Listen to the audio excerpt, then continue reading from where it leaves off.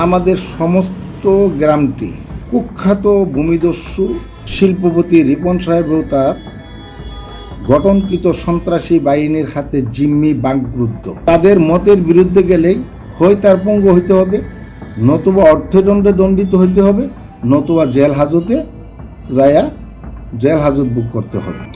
সেই অপরাধীদেরকে নিয়ে, বিশেষ করে মাদক ব্যবসায়ী ও সেবনকারীদেরকে নিয়ে তিনি একটি তার নিজস্ব বাহিনী গড়ে তোলেন। আমি গ্রামের কোনো ঘটনার সাথে বিন্দুমাত্র সম্পৃক্ত কিংবা জড়িত নই। তার নেপথ্যে 2020 সাল থেকে অদ্য পর্যন্ত শিল্পপতি রিপন সাহেবের প্রত্যক্ষ পরোক্ষে মদদে ও প্ররোচনায় তার লোকজন দিয়ে আমার বিরুদ্ধে একের পর এক মিথ্যা অভিযোগ মামলা ধারাওভাবে দিয়ে আসছে। বিসমিল্লাহির রহমানির রহিম। অধ্যকার ঘটনা সংক্রান্তে ফেস দ্য পিপলস এর সাংবাদিক ভাইয়ের জিজ্ঞাসাবাদের প্রেক্ষিতে আপনার সদয় অবগতির জন্য জানাচ্ছি যে আমি একজন পুলিশের সাব ইন্সপেক্টর। আমার গ্রামের বাড়ি নবীনগর উপজেলাধীন 21 নং কাইতলা উত্তর ইউনিয়নের ব্রাহ্মণহাটা গ্রামের 2 নং ওয়ার্ডে অবস্থিত। আমি বর্তমানে লক্ষ্মীপুর জেলা কর্মরত আছি। আমি 2020 সাল হইতে অদ্য পর্যন্ত আমার গ্রামের বাড়িতে আমি কিংবা আমার পরিবার যাওয়া আসা করি নাই। আমাদের সমস্ত গ্রামটি কুখ্যাত ভূমিদস্যু শিল্পপতি রিপন সাহেব ও তার গঠনকৃত সন্ত্রাসী বাহিনীর হাতে জিম্মি বাকরুদ্ধ।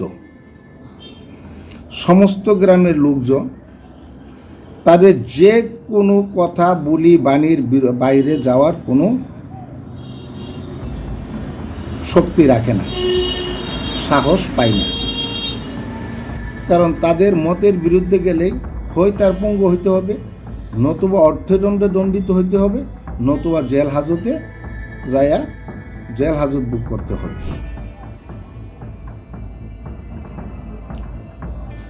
শিল্পপতি রিপন সাহেব 2018 সালে আমাদের গ্রামে এসে আমাদের সমস্ত গ্রামের প্রত্যেক মহল্লার যারা সকল প্রকার অপরাধের সাথে জড়িত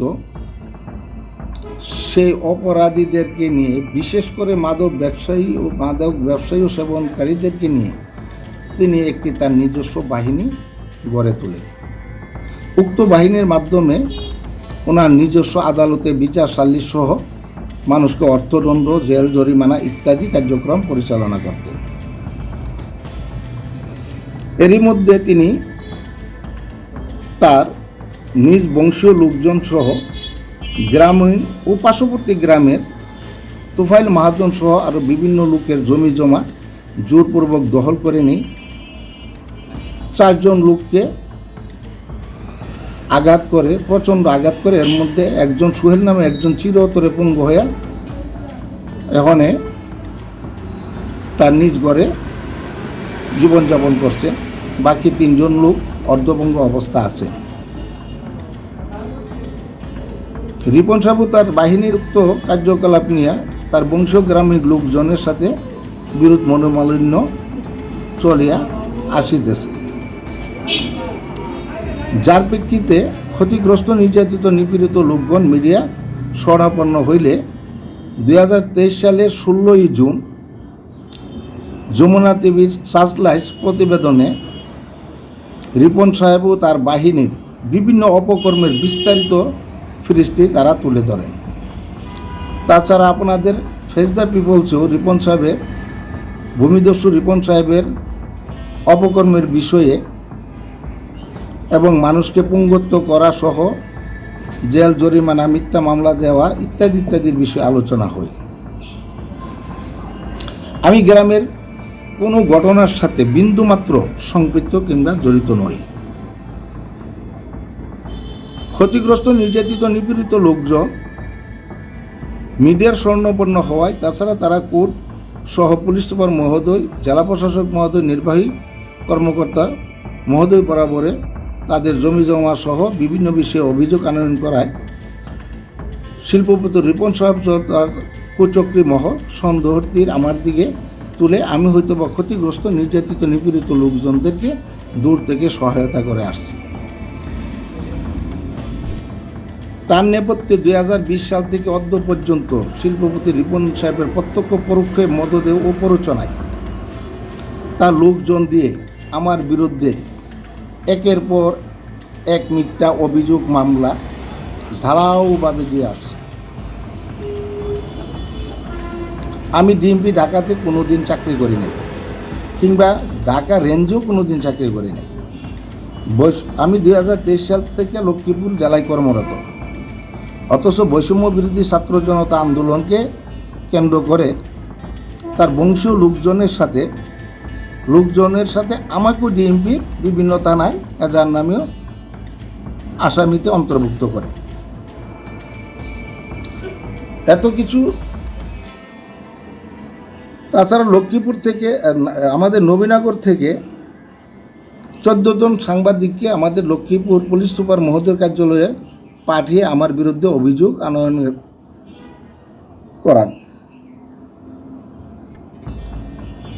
এত কিছু করার পরও রিপন সাহেব আমার চাকরির বড় ধরনের ক্ষতি করতে না পেরে তিনি গত 3/11/2024 তারিখ মাই টিভির সাংবাদিক ভাইদেরকে নিয়ে আজকের মতন আমার বিরুদ্ধে বিভিন্ন মিথ্যা অপবাদ তুলে তার লোকজনকে শিখিয়ে দিয়ে বিভিন্ন মিথ্যা বক্তব্য নেওয়া নিউজ প্রচার করে। 27/11/2024 তারিখ 21 চুপ নামক সাংবাদিক ভাইদেরকে নিয়ে একই মিথ্যা অপবাদ তুলে বিভিন্ন মানুষ থেকে তার দলীয় বিভিন্ন লোকজনের থেকে মিথ্যা বক্তব্য গ্রহণ করে আমার বিরুদ্ধে মিথ্যা নিউজ প্রচার করে।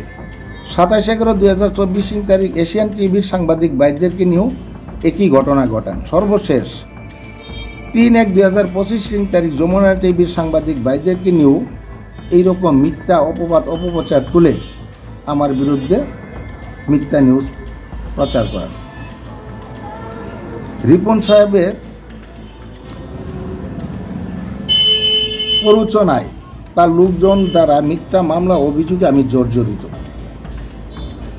আমি মানসিক, শারীরিক, আর্থিকভাবে যতটুকু না ক্ষতিগ্রস্ত হয়েছি তার চাইতে বেশি হেয় প্রতিপন্ন ক্ষতিগ্রস্ত হয়েছি আমি প্রশাসনিকভাবে। অধ্যকার ঘটনাটা ছিল মাদক নির্মূল সংক্রান্ত মানববন্ধন।